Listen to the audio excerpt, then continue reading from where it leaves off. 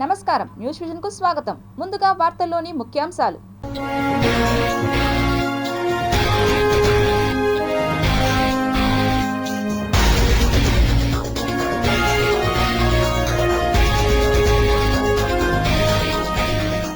ఉక్రెయిన్పై యుద్ధానికి దక్షిణ కొరియా సిద్ధం. ఆర్మీని రంగంలోకి దించిన కిమ్, ధృవీకరించిన నాటో. జమ్మూ కాశ్మీర్లో అక్రమంగా ఉగ్రవాదుల చొరబాటు, 200 మందిని గుర్తించిన భద్రతా దళాలు. అన్నా క్యాంటీన్లపై చంద్రబాబు మాస్టర్ ప్లాన్ సక్సెస్, తీరిన నిధుల కొరత. సంక్షేమం, అభివృద్ధి, రాష్ట్ర ప్రగతికి సోపానాలు, మంత్రి అనగాని సత్యప్రసాద్ వెల్లడి. తిరుమలలో తగ్గిన భక్తుల రద్దీ, శ్రీ కళ్యాణ వెంకన్నకు ఘనంగా పవిత్రోత్సవాలు.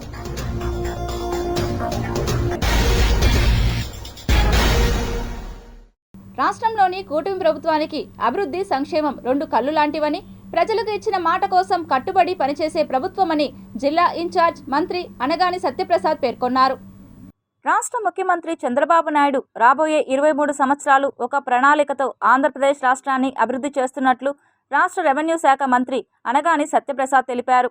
తిరుపతి జిల్లా కలెక్టరేట్ కార్యాలయంలో కార్యక్రమంలో జిల్లాలోని ఎమ్మెల్యేలు, ఎంపీ అధికారులతో జిల్లా మంత్రి మీడియా సమావేశాన్ని ఏర్పాటు చేశారు. ఈ సందర్భంగా రాష్ట్ర మంత్రి మాట్లాడుతూ, ప్రపంచం మొత్తం ఆంధ్రప్రదేశ్ వైపు చూస్తుందని, 140 రోజుల్లో 140 కార్యక్రమాలు ముఖ్యమంత్రి చేశారని, ప్రతి పేదవాడికి ప్రభుత్వం అందుబాటులో ఉండేలా చర్యలు తీసుకుంటామని తెలిపారు. అదేవిధంగా బీజేపీ, జనసేనతో కలిపిన ఏర్పడిన కూటమి ప్రభుత్వం అభివృద్ధికి ప్రతినిత్యం పనిచేస్తుందని, విద్యుత్ పెంపు విషయంలో ప్రతిపక్షాలు ప్రజలను తప్పుదోవ పట్టిస్తున్నాయని చెప్పారు. ఈ కార్యక్రమంలో జిల్లా కలెక్టర్ వెంకటేశ్వర్, జిల్లా ఎస్పీ సుబ్బరాయుడు, ఎమ్మెల్యేలు, ఎంపీ, జిల్లా ఉన్నతాధికారులు పాల్గొన్నారు. అలాగే ప్రతి పేదవాడు కూడా ఎక్కడ ఆకలితో ఉండకూడదనే లక్ష్యంతో 3 పూట్ల తిండి ఉండే విధంగా 15 రూపాయలకి వేడి భోజనం వచ్చే విధంగా ఒక కార్యక్రమం చేశారు. అలా చేశారని చెప్పేసి 5 సంతకాలు చేశారని చెప్పేసి కామకు కూర్చోలే. ప్రతి రోజుకి ఒక ప్రోగ్రాం వచ్చే విధంగా 130 రోజుల్లో 130 మంచి కార్యక్రమాలు చేసే విధంగా రోజుకి 20 గంటలు కష్టపడుతూ ఒకటే ఒక లక్ష్యంతో ఏదైతే ఈ రాష్ట్రం గత 5 సంవత్సరాల పాలకుల చేతిలో 3 డికేడ్స్ వెనక్కి వెళ్ళిపోయిందో దాన్ని మళ్ళీ పునర్నిర్మించారు. యువతకి మంచి భవిష్యత్తుకి ఒక బాట వేయాలని చెప్పే లక్ష్యంతో ఎన్నో కార్యక్రమాలు చేసుకుంటూ ముందుకెళ్తా ఉన్నారు. ఈరోజు ప్రపంచం అంతా కూడా ఆంధ్ర వైపు చూస్తుందంటే, ఈ భారతదేశం అంతా కూడా ఆంధ్ర వైపు చూస్తుందంటే, ప్రతి ఒక్క ఇండస్ట్రియలిస్ట్ ఆంధ్ర వైపు చూస్తున్నాడంటే చంద్రబాబు నాయుడు గారి యొక్క ఆలోచన తీరు, వారి యొక్క విజన్కు ఉన్నటువంటి వాల్యూ అని చెప్తా ఉన్నా. గతంలో విజన్ 2020 అని చెప్పి ఒక కార్యక్రమాన్ని రూపకల్పన చేసిన నిదర్శనం ఈరోజు హైదరాబాదు ఇంత ఎత్తుకు ఎదిగింది. ఈ రోజున ఒక కార్యక్రమంతో రాబోయే 23 సంవత్సరాలకు ఒక ప్రణాళిక వేసుకుని తప్పకుండా ఆంధ్ర రాష్ట్ర అగ్రస్థానానికి వెళ్ళాలని చెప్పే లక్ష్యంతో ఎన్నో కార్యక్రమాలు చేస్తూ ముందుకెళ్తున్నారు. దాంట్లో భాగంగా మనకి రెన్యూవల్ ఎనర్జీ గురించి నూతనమైన పాలసీ అవ్వచ్చు. అన్నా క్యాంటీన్లపై చంద్రబాబు మాస్టర్ ప్లాన్ సక్సెస్ కావడంతో నిధుల కొరత తీరినట్లయింది. పేదవాడికి పట్టెడన్నం కోసం కూటమి ప్రభుత్వం రాష్ట్ర వ్యాప్తంగా అన్నా క్యాంటీన్లను ఏర్పాటు చేసింది. రాష్ట్ర వ్యాప్తంగా 200 వరకు క్యాంటీన్లను తెరిచింది. ఉదయం టిఫిన్, మధ్యాహ్నం భోజనం, రాత్రికి భోజనం అందిస్తోంది.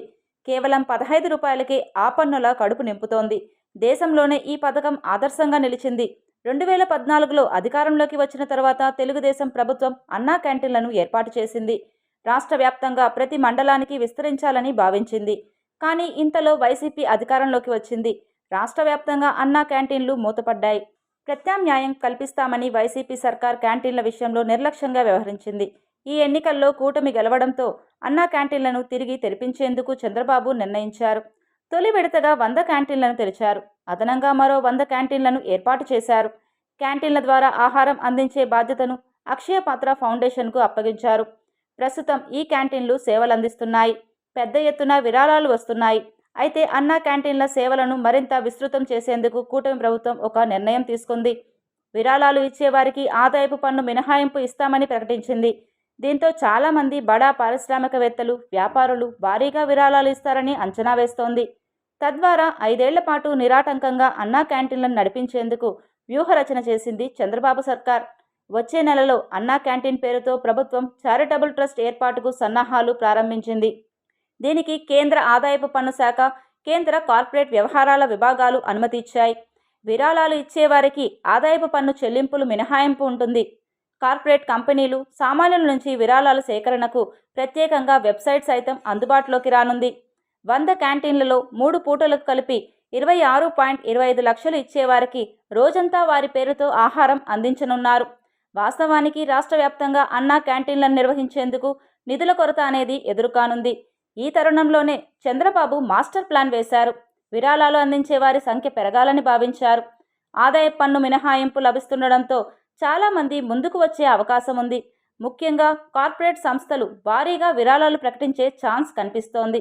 అయితే వచ్చే విరాళాలను అనుసరించి మరికొన్ని క్యాంటీన్లను తెరిచేందుకు ప్రభుత్వం నిర్ణయం తీసుకున్నట్లు తెలుస్తోంది. 2029 ఎన్నికల వరకు విజయవంతంగా అన్నా క్యాంటీన్లు నడిపేందుకు ప్రభుత్వం గట్టి ప్రయత్నాల్లోనే ఉంది. నవంబర్ 2 నుంచి డిసెంబర్ 1వ తేదీ వరకు శ్రీ కపిలేశ్వర ఆలయంలో కార్తీక మాస విశేష పూజ హోమ మహోత్సవాలు నిర్వహించనుంది టీటీడీ. పవిత్రమైన కార్తీక మాసాన్ని పురస్కరించుకొని లోక కళ్యాణం కోసం తిరుపతిలోని శ్రీ కపిలేశ్వర స్వామివారి ఆలయంలో నవంబర్ 2 నుంచి డిసెంబర్ 1వ తేదీ వరకు నెల రోజుల పాటు విశేష పూజ హోమ మహోత్సవాలు జరగనున్నాయి. నవంబర్ 2వ తేదీన హోమ మహోత్సవాలకు శాస్త్రోక్తంగా అంకురార్పణ జరగనుంది. నవంబర్ 2 నుంచి 4వ తేదీ వరకు మొదటగా శ్రీ గణపతి స్వామివారి హోమం, నవంబర్ 5 నుండి 7వ తేదీ వరకు శ్రీ సుబ్రహ్మణ్య స్వామివారి హోమం, నవంబర్ 8న శ్రీ దక్షిణామూర్తి స్వామివారి హోమం, నవంబర్ 9న శ్రీ నవగ్రహ హోమం జరగనున్నాయి.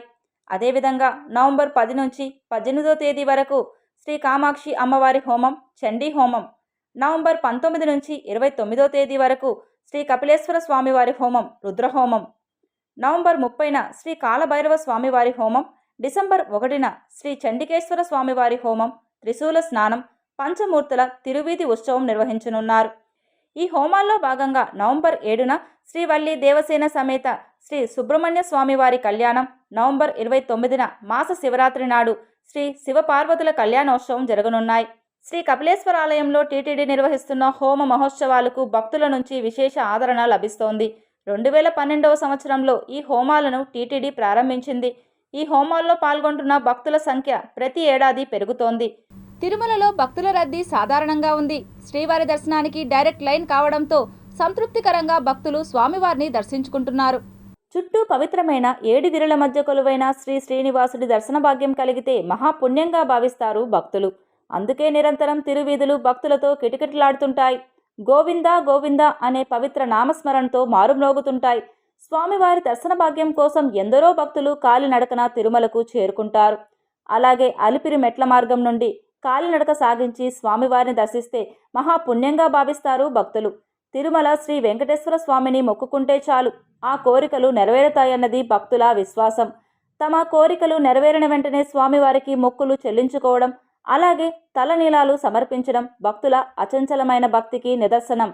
ఇటీవల తిరుమలకు కాలినడకన వచ్చే భక్తులకు టీటీడీ పలు సూచనలు జారీ చేసింది. తిరుమలకు వచ్చే భక్తుల కోసం తిరుమలలో 24 గంటల వైద్య సదుపాయాన్ని కల్పించడం జరిగిందని, అత్యవసర సమయంలో భక్తులు ఈ అవకాశాన్ని సద్వినియోగం చేసుకోవాలని టీటీడీ కోరింది. అలాగే ఉబ్బసం వంటి వ్యాధిగ్రస్తులు పలు జాగ్రత్తలు తీసుకుంటూ కాలినడక సాగించాలని కోరింది. తాజాగా టీటీడీ విడుదల చేసిన లెక్కల ప్రకారం తిరుమలలో భక్తుల రద్దీ సాధారణంగా ఉందని చెప్పవచ్చు. కానీ భక్తుల రద్దీ తగ్గినా తిరుమల శ్రీవారి హుండీ కానుకల ద్వారా వచ్చే ఆదాయం పెరగడం విశేషం. ప్రస్తుతం శ్రీవారి సర్వదర్శనానికి 6 గంటల సమయం పడుతుందని టీటీడీ ప్రకటించింది. అలాగే శనివారం స్వామివారిని 63,729 మంది భక్తులు దర్శించుకోగా 20,957 మంది భక్తులు తలనీలాలు సమర్పించి తమ మొక్కులు చెల్లించుకున్నారు. అంతేకాదు స్వామివారికి భక్తులు సమర్పించిన కానుకల ద్వారా 3.85 కోట్ల మేర ఆదాయం వచ్చినట్లు టీటీడీ అధికారులు తెలిపారు.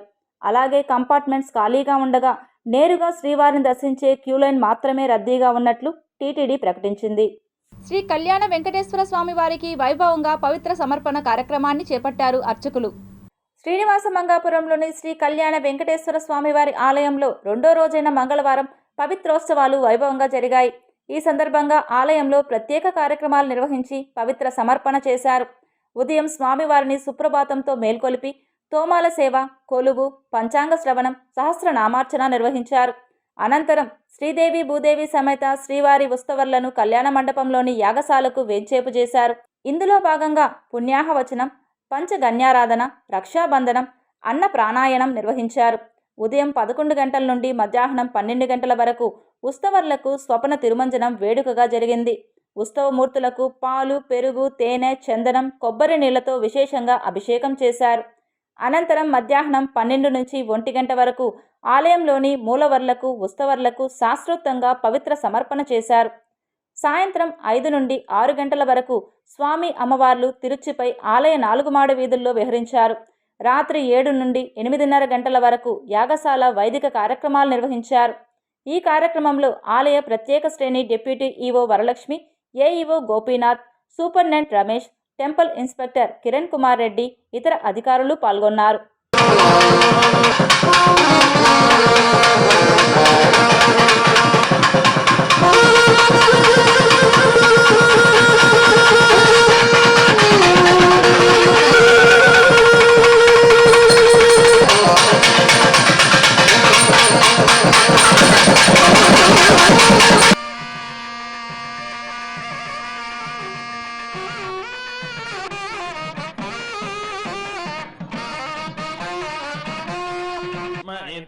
శరద్ధవిః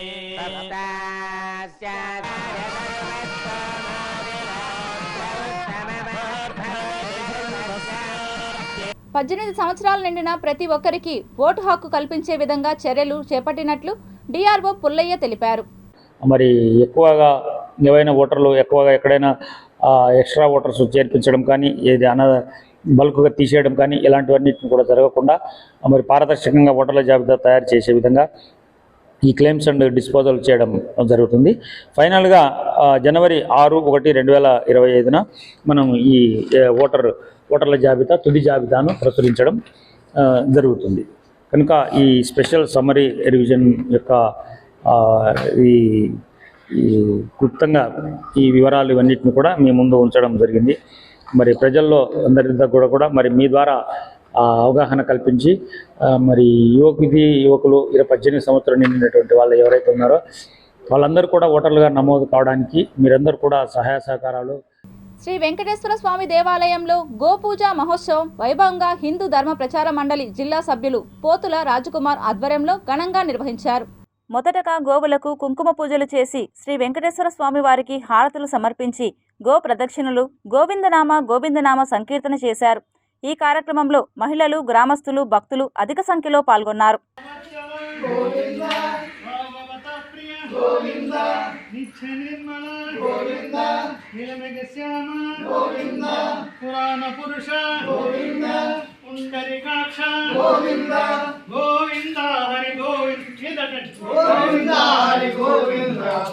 రాష్ట్ర ప్రభుత్వం అమలు చేస్తున్న మద్యం పాలసీలో ప్రభుత్వం నిర్దేశించిన ధరల కన్నా అధిక ధరలకు అమ్మితే వైన్ షాప్ లైసెన్సులు రద్దు చేయడం జరుగుతుందని ఎక్సైజ్ సిఐ శ్రీహరిరెడ్డి తెలిపారు. మంగళవారం చిత్తూరు నగరంలోని అర్బన్ ఎక్సైజ్ కార్యాలయంలో వైన్ షాప్ లైసెన్స్ దారులతో సమావేశం నిర్వహించారు. ఈ సందర్భంగా సిఐ మాట్లాడుతూ రాష్ట్ర ప్రభుత్వం ఇటీవల నూతన మద్యం షాపులకు టెండర్లు నిర్వహించి లైసెన్సులు జారీ చేయడం జరిగిందని, ఇందులో భాగంగానే రాష్ట్ర ప్రభుత్వం నిర్దేశించిన ధరలకు మాత్రమే మద్యాన్ని విక్రయించాలని తెలిపారు. అలాగే ఎలాంటి బెల్ట్ షాపులను నిర్వహించరాదని, అలా నిర్వహిస్తే షాప్ లైసెన్స్ సైతం రద్దు చేస్తామని స్పష్టం చేశారు. ప్రతి ఒక్కరూ రాష్ట్ర ప్రభుత్వం నిర్దేశించిన నియమ నిబంధనలు పాటించాలని సూచించారు. ఈ కార్యక్రమంలో వైన్ షాప్ లైసెన్స్దారులు పాల్గొన్నారు. ఎంఆర్పి ధరల ఉల్లంఘనల్ని ఏమాత్రము ₹1 కూడా క్షమించమని చెప్పడం జరిగింది. అదేవిధంగా బెల్ట్ షాపుల నిర్వహణ, అనధికార మద్యం అమ్మకాలు, గ్రామాలలో విచ్చలవిడిగా బెల్ట్ షాపుల అమ్మకాలు, వీటన్నింటినీ కూడా ఏమాత్రం కూడా ఉపేక్షించమని చెప్పడం జరిగింది. రాష్ట్ర వ్యాప్తంగా డిప్యూటీ కమిషనర్లు, డిస్ట్రిక్ట్ ప్రొవిషన్ ఎక్సైజ్ సూపరింటెండెంట్స్, అలాగే అసిస్టెంట్ కమిషనర్లతో ఈరోజు ఒక జూమ్ కాన్ఫరెన్స్ తీసుకోవడం జరిగింది. ఆ జూమ్ కాన్ఫరెన్స్లో సీఎం గారు ఏదైతే ఆదేశాలు చెప్పారో ఆ ఆదేశాలను తూచా తప్పకుండా పాటించడానికి ఒక యాక్షన్ ప్లాన్ రెడీ చేసుకోవడం జరిగింది. ఆ యాక్షన్ ప్లాన్లో భాగంగా మొట్టమొదటిగా లైసెన్సీలందరినీ కూడా ఈరోజు రాష్ట్ర వ్యాప్తంగా అన్ని ఎక్సైజ్ స్టేషన్లోనూ సంబంధిత లైసెన్సీలందరినీ కూడా పిలిపించి వాళ్ళందరికీ ఒక అవేర్నెస్, అంటే గతంలో పాత వాళ్ళు కొత్త వాళ్ళు ఉంటారు, ఇప్పుడు వచ్చిన వాళ్ళు కొత్త వాళ్ళు ఎక్కువగా ఉండడం వల్ల వీళ్ళందరినీ పిలిచి ఒక అవేర్నెస్ వాళ్ళని కల్పించడం జరిగింది. ఎంఆర్పి ధరల ఉల్లంఘన కానీ బెల్ట్ షాప్ నిర్వహణలో వీళ్ళ మాత్రం ఏమన్నా తెలిసినట్లయితే మొదటి అఫెన్స్కు భాగంగా 5 లక్షల రూపాయలు ఫైన్ విధించడం జరుగుతుంది. అదేవిధంగా రెండవసారి మళ్ళీ ఇటువంటి నేరానికి పాల్పడినట్లయితే లైసెన్స్ కూడా క్యాన్సిల్ చేయడం జరుగుతుందని లైసెన్సులు తిరుమల తిరుపతి దేవస్థానం అనుసంధానం ఆలయాల్లో భజన కళాకారులకు అవకాశం కల్పించాలని అన్నమాచార్య కళాక్షేత్రం పీఠాధిపతి విజయభాస్కర్ స్వామి పేర్కొన్నారు. తిరుపతి యశోదానగర్లోని వేమన విజ్ఞాన కేంద్రంలో ఆధ్యాత్మిక సమ్మేళన కార్యక్రమాన్ని నిర్వహించారు. ఈ సందర్భంగా విజయభాస్కర్ స్వామి మీడియాతో మాట్లాడుతూ భజన కళాకారులకు టీటీడీ అనుసంధాన ఆలయాలలో భజన చేసేందుకు అవకాశం కల్పించాలని కోరారు. శ్రీ వెంకటేశ్వర స్వామి వారి కీర్తిని నలుదిశలా ఇనుమడింపజేసేందుకు ఈ భజన కళాకారుల బృందం దోహదపడుతుందని పేర్కొన్నారు. సమాజంలో అనేక రకాల సమస్యలు బాధలు పడుతున్నారు. కాబట్టి ఈ హరినామ సంకీర్తన తిరుమల కొండపైన జరిగితే లడ్డు విషయాలు కానీ పులి విషయాలు కానీ ఇటువంటి జరగవు. కనుక సమాజం కూడా క్షేమంగా ఉంటుంది. కలియుగంలో నిజమైనటువంటి యజ్ఞం ఏంటంటే భగవంతుడి నామ సంకీర్తనే, భక్తుల ఆకాంక్ష. ఈ విధంగా భగవంతుడి నామ సంకీర్తన జరిగితే అన్ని చోట్ల గ్రామానికి భజన వెళ్తుంది. భజన లేని గ్రామాల్లో కూడా ఇక్కడ జరుగుతున్నాయి, భజన చేర్చుకొని ఇక్కడికి చేస్తారు. ఈరోజు గ్రామాల్లో హిందూ ధర్మ ప్రచారం చేసేది భజన కళాకారులు కానీ తిరుమల తిరుపతి దేవస్థానాన్ని అన్ని క్షేత్రాల్లో భజనలు ప్రారంభించమని వేడుకుంటూ శ్రీ పద్మావతి మహిళా విశ్వవిద్యాలయంలో తెలుగు అధ్యయన శాఖ ఆధ్వర్యంలో తెలుగు సాహితీ సమితి సమావేశాన్ని ఏర్పాటు చేశారు. మహిళా విశ్వవిద్యాలయంలో తెలుగు అధ్యయన శాఖ ఏర్పాటు చేసిన తొలి తెలుగు సాహితీ సమావేశాన్ని ఏర్పాటు చేశారు. ఈ కార్యక్రమానికి జాతీయ సంస్కృత విశ్వవిద్యాలయ రిజిస్ట్రార్ రమ్యశ్రీ విచ్చేసి కార్యక్రమాన్ని ప్రారంభించారు. ఈ సందర్భంగా తెలుగు అధ్యయన శాఖ విభాగాధిపతి కొలకులూరు మధుజ్యోతి సిటీ కేబుల్తో మాట్లాడుతూ తెలుగును, తెలుగు సాహిత్యాన్ని కంప్యూటర్తో ఏ విధంగా అనుసంధానం చేయాలి అనే అంశంపై చర్చించినట్లు తెలిపారు. తెలుగును మరింత యువతకు దగ్గర చేసేందుకు గల మార్గాలను విద్యార్థులకు తెలిపారు. తెలుగు భాషా సాహిత్యం, శాసనాలు, జానపదాలు, విభిన్న రంగాలలో గల ప్రముఖులను విశ్వవిద్యాలయంకు పిలిపించి తెలుగుపై విద్యార్థులకు తెలుగు భాషపై అవగాహన కల్పించడం, నేషనల్ లాంగ్వేజ్ ప్రాసెసింగ్ మరియు మిషన్ ట్రాన్స్లేషన్ పద్ధతిపై విద్యార్థులకు అవగాహన కల్పించినట్లు తెలిపారు. నేచురల్ లాంగ్వేజ్ ప్రాసెసింగ్ గురించి, మెషిన్ ట్రాన్స్లేషన్ గురించి ఈ రెండు విషయాలని తెలుగుతోటి ఎలా అనుసంధానం చెయ్యాలి అనే దాని గురించి మాట్లాడడం. తెలుగుకి ఎందుకు అనుసంధానం చెయ్యాలి అంటే రెండు తెలుగు భాషా సాహిత్యాలు, కంప్యూటర్ పరిజ్ఞానము రెండు రైలు పట్టాలాగా సాగుతున్నాయి సమాంతరంగా. ఈ రెండిటి మధ్య ఏ రకంగా ముడిపెట్టొచ్చు, పిల్లలకి భవిష్యత్తులో ఆ కంప్యూటర్స్ తోటి ఎట్లా ఎంఏ తెలుగు చదివిన పిల్లలు దాన్ని ఎలా వినియోగించుకోవాలి అనే ఒక ఆలోచన, ఏ రకంగా పిల్లలకి అది మార్గదర్శకం కాగలుగుతుంది అనే ఒక ఆలోచనతోటి ఈ సమావేశాన్ని వాళ్ళు ఏర్పాటు చేశారు. తిరుపతి నగరపాలక సంస్థ కార్యాలయంలో ఘనంగా ఆయుధ పూజ నిర్వహించారు. తిరుపతి నగరపాలక సంస్థలో మంగళవారం సాయంత్రం ఆయుధ పూజ జరిగింది. MLA Arani Srinivasulu, mayor doctor Sirisha, commissioner N Maurya పాల్గొని అమ్మవారికి, నగరపాలక సంస్థ వాహనాలకు పూజలు నిర్వహించారు. ఈ సందర్భంగా వారు మాట్లాడుతూ నగరపాలక సంస్థలో పనిచేస్తున్న అధికారులు, సిబ్బంది అందరికీ దీపావళి శుభాకాంక్షలు తెలిపారు. అందరూ వాహనాలను జాగ్రత్తగా నడపాలని, అందరూ ఆయురారోగ్యాలు కలిగి ఉండాలని అన్నారు. ఈ ఆయుధ పూజ కార్యక్రమంలో deputy commissioner Amarayya, superintendent engineer Shyam Sundar, municipal ఇంజనీర్లు తులసీకుమార్, గోమతి, హెల్త్ ఆఫీసర్ డాక్టర్ యువ అన్వేష్, రెవెన్యూ ఆఫీసర్లు సేతుమాధవ్, రవి, మేనేజర్ హసీం, డిఈలు తదితరులు పాల్గొన్నారు. భారతీయ సంస్కృతి విలువలను పెంపొందించాలనే ఉద్దేశంతో దివాళీ సమ్మేళన కార్యక్రమాన్ని నిర్వహించినట్లు డైరెక్టర్ సత్యనారాయణరాజు తెలిపారు. భారతీయ విద్యాభవన్ తిరుపతి కేంద్ర దానికి అనుగుణంగానే మన సంస్కృతిని, సంప్రదాయాలని, విలువలని పెంపొందించాలనే ఉద్దేశంతో దీపావళికి ముందు దివాళీ స్నేహ సమ్మేళనం అనే కార్యక్రమాన్ని నిర్వహిస్తున్నది. ఈ నిర్వహణలో ఇక్కడ వివిధ విద్యార్థులు స్టాల్స్ని ఏర్పాటు చేశారు. స్టాల్స్లో ఒక్కొక్క స్టాల్లో 4-5 విద్యార్థులు ఉండి వాళ్ళే నిర్వహిస్తారు. వాళ్ళకి కొన్ని తినుబండారాలు, కొన్ని చోట్ల ఆటలు, కొన్ని ఇలాగ వివిధమైనటువంటి వాళ్ళ యొక్క అభిరుచులకి అనుగుణంగా ఈ స్టాల్స్ని ఏర్పాటు చేసి వాళ్ళ మధ్య సంఘీభావంతో ఏ విధంగా సమన్వయం చేసుకుంటూ నిర్వహణ చేయాలన్నవి చిన్ననాటి నుంచి వాళ్ళకి అలవాటు చేయటానికి ఉద్దేశించబడింది.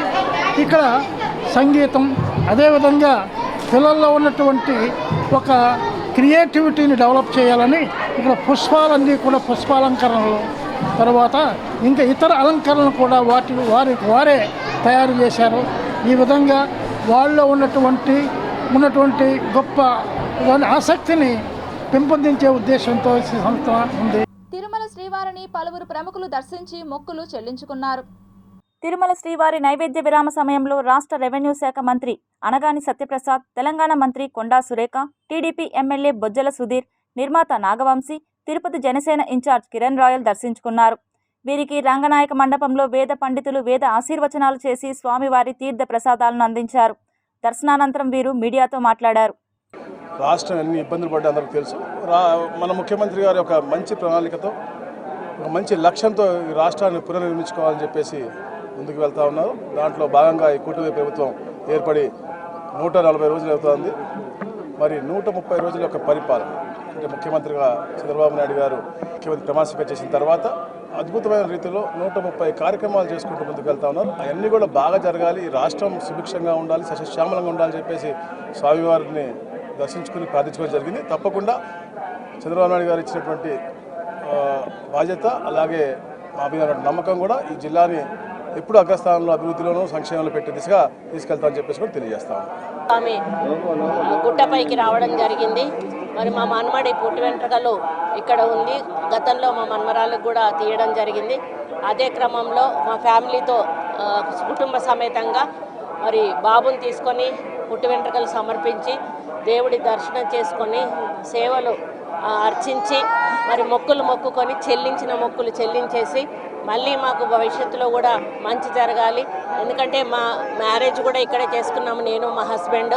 మరి అదేవిధంగా మా కుటుంబాన్ని కలకాలము చల్లగా చూడాలని, మరి 2 తెలుగు రాష్ట్రాలను కూడా మరి మంచిగా ఉంచాలని, ప్రజలను క్షేమంగా ఉంచాలని, సమయానికి పంటలు పండాలి, రైతులు బాగుండాలి, ప్రజలు సంతోషంగా ఉండాలి, భగవంతుని ప్రార్థించుకోవడం. దీపావళి రోజున బాణసంచా నిప్పురవ్వలు కళ్ళలో పడితే ఏం చేయాలి అన్న సందేహం ప్రతి ఒక్కరికి వస్తుంది. తొందరపాటు చర్యలకు ఉపక్రమించి కళ్ళు కోల్పోయే పరిస్థితి కూడా దాపురిస్తుంది. అలాంటి సమయాల్లో ఎలాంటి మేల్కోలు వహించాలన్నది ఓసారి చూద్దాం. దీపావళి పండుగ అంటే దీపాల వెలుగులు, పటాకుల సందడి. ఇవి లేకుండా దీపావళి పండుగ అసంపూర్ణం. అయితే పటాకులు కాల్చి సంబరాలు చేసుకునేటప్పుడు చాలా జాగ్రత్తగా ఉండాలి. బాణాసంచా కాల్చే సమయంలో సంతోషంగా గడుపుతూ ఏ చిన్న పొరపాటు చేసినా ప్రమాదం జరిగే అవకాశం ఉంది. ముఖ్యంగా పటాకులు కాల్చేటప్పుడు కళ్ళకు సంబంధించిన జాగ్రత్తలు తీసుకోవడం చాలా ముఖ్యం. పటాకుల నుంచి వెలువడే పొగ ఊపిరితిత్తులకు మాత్రమే కాదు, కళ్ళకు చాలా హానికరం. పటాకులు కాల్చే సమయంలో పొరపాటున పటాకులు నెరసులు కంటిలో పడితే ఏం చేయాలి, ఏం చేయకూడదు ఈరోజు తెలుసుకుందాం. పటాకులు కాల్చేటప్పుడు నిప్పురవ్వలు వంటివి కళ్ళల్లో పడితే పొరపాటును కూడా కళ్ళను రుద్దవద్దు. ఈ చిన్న తప్పు అజాగ్రత్త కంటి చూపు పోగొట్టుకునేలా చేస్తుంది. దీపావళి రోజున పటాకులు కాలుస్తుంటే కాల్చిన తర్వాత మీ చేతులను, పిల్లల చేతులను శుభ్రంగా కడగడం మర్చిపోవద్దు. ఎందుకంటే బాణసంచా తయారీలో అనేక రకాల రసాయన పదార్థాలను ఉపయోగిస్తారు. కనుక పటాకులను కాల్చిన చేతులతో కళ్ళను పొరపాటును అయినా తాకవద్దు. ఇలా తాకడం వల్ల చికాకు, దురద, ఎర్రగా మారడం వంటి ఇబ్బందులు కలగవచ్చు.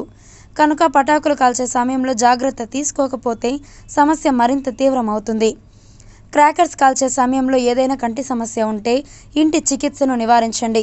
వెంటనే వైద్య నిపుణులను సంప్రదించండి. అంతేకాని సొంతంగా కంటి చుక్కలను వేసుకోవద్దు. పొరపాటున కూడా ఇంటి చిట్కాలను ప్రయత్నించవద్దు. కళ్ళు చాలా సున్నితంగా ఉంటాయి కనుక దృష్టిని కోల్పోయే అవకాశం ఎక్కువగా ఉంటుంది.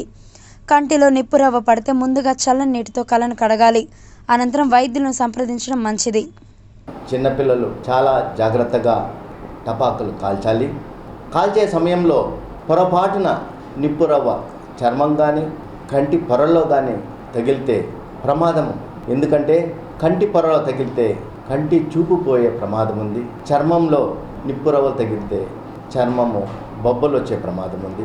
వచ్చే నిప్పురవ్వ కంటి పొర మీద పడినప్పుడు వెంటనే చేతులతో నలపకూడదు. చల్లని నీటితో కంటిని కడుక్కోవడం ఎంతగానో శ్రేష్టము. ఎర్రగా రావడం, బొబ్బలు ఎక్కడం, కళ్ళు సరిగ్గా కనబడకుండా పోవడం, కళ్ళు తిరగడం, కళ్ళలో వాపు రావడం, ఇటువంటి లక్షణాలు ఉంటే వెంటనే వైద్య సలహాలు తీసుకోవడం చాలా ఉత్తమం. చిగోరా ఆధ్యాత్మిక సేవా కేంద్రం ఆధ్వర్యంలో ధన్వంతరి జయంతిని పురస్కరించుకొని శ్రీ ధన్వంతరి మహాస్వామి వారికి ప్రత్యేక పూజలు నిర్వహించారు. తిరుపతి రాములవారి దక్షిణమాడ వీధిలోని చిగోరా ఆధ్యాత్మిక కేంద్రంలో ధన్వంతరి మహాస్వామి వారి చిత్రపటానికి పుష్పాంజలి సమర్పించారు. ఈ సందర్భంగా వారు మాట్లాడుతూ మహావిష్ణు అవతారమైన ధన్వంతరి స్వామి వారికి పుష్పాంజలి సమర్పించడం, ధన్వంతరి స్వామి కృపకు పాత్రులు కాగలిగామని ఈ సందర్భంగా సభ్యులు హర్షం వ్యక్తం చేశారు. సాక్షాత్ నారాయణ స్వరూపుడైన ధన్వంతరి మూర్తికి పుష్పాలంకృతం చేసి పుష్పమాల వేసి వారికి ధూపదీప నైవేద్యాలు చేసి వారిని ఆరాధించడం జరిగింది. ఈరోజు ఔషధ సేవన అంటే మందులు అనారోగ్యంగా ఉండేవాళ్ళు కనుక మందులు సేవించినట్లయితే ఆ ధన్వంతరి మూర్తిని కనుక మనము స్మరించుకుని మందులు కనుక సేవించినట్లయితే రోగ నివారణ శీఘ్రంగా జరుగుతుంది. అందుకే మనము ఈ వైద్యులకి ప్రతిరూపంగా శ్రీమన్నారాయణుడే ఉద్భవించడం వల్ల వైద్యో నారాయణో హరిహి అని ప్రతీక వచ్చింది. పిల్లలు పెద్దలు ఉత్సాహంగా జరుపుకునే దీపావళి పర్వదినాన్ని పురస్కరించుకొని తిరుపతి కళాంజలి షోరూంలో అద్భుతమైన ప్రత్యేక ఆఫర్లు అందుబాటులోకి తీసుకువచ్చారు. తిరుపతి రేణిగుంట రోడ్లోని కళాంజలి షోరూంలో పండుగలను పురస్కరించుకొని ప్రత్యేకమైన ఆఫర్లు నిర్వహించారు.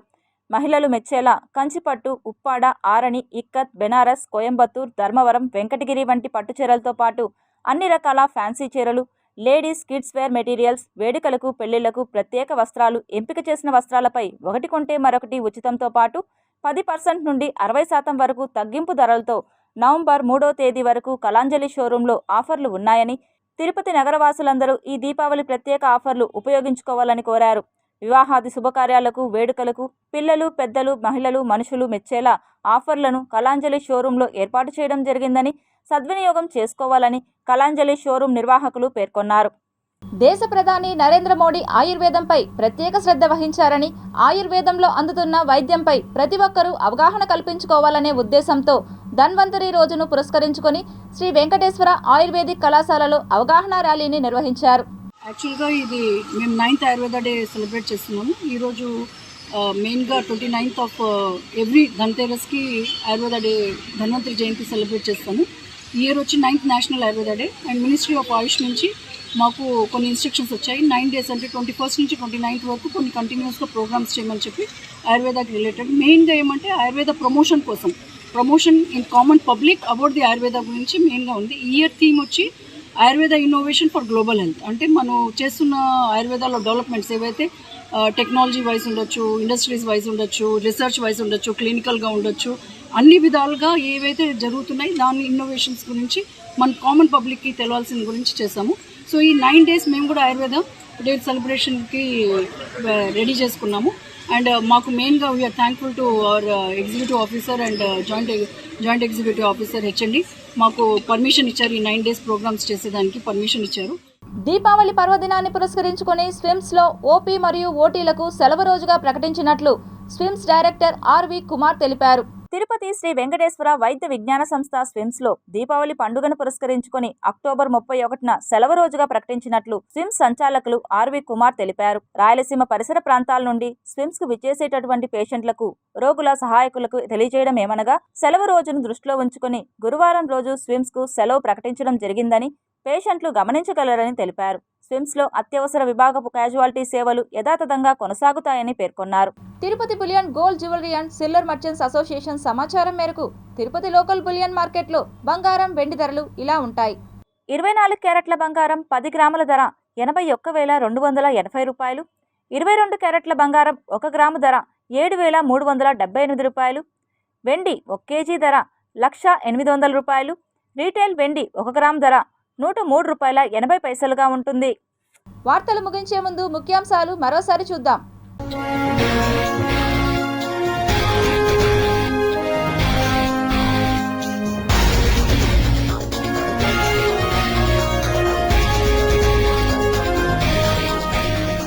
ఉక్రెయిన్పై యుద్ధానికి దక్షిణ కొరియా సిద్ధం. ఆర్మీని రంగంలోకి దించిన కిమ్, ధృవీకరించిన నాటో. జమ్మూ కాశ్మీర్లో అక్రమంగా ఉగ్రవాదుల చొరబాటు, 200 మందిని గుర్తించిన భద్రతా దళాలు. అన్నా క్యాంటీన్లపై చంద్రబాబు మాస్టర్ ప్లాన్ సక్సెస్, తీరిన నిధుల కొరత. సంక్షేమం, అభివృద్ధి రాష్ట్ర ప్రగతికి సోపానాలు, మంత్రి అనగాని సత్యప్రసాద్ వెల్లడి. తిరుమలలో తగ్గిన భక్తుల రద్దీ, శ్రీ కళ్యాణ వెంకన్నకు ఘనంగా పవిత్రోత్సవాలు.